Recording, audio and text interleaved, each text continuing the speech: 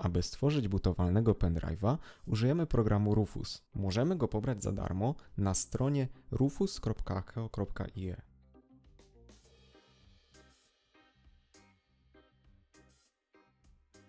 Na początku musimy wybrać pendrive'a, z którego chcemy zrobić pendrive'a bootowalnego. Następnie wybieramy obraz ISO naszego systemu operacyjnego.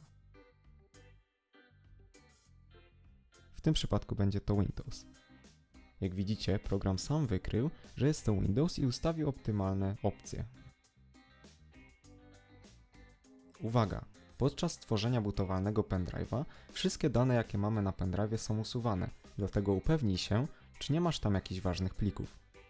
To, z jaką prędkością będzie tworzył się nasz bootowalny pendrive, jest uzależnione od prędkości naszego pendrive'a.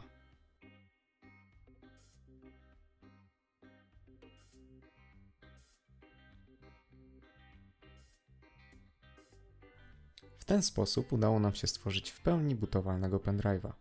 Zapraszam do oceny mojego filmu.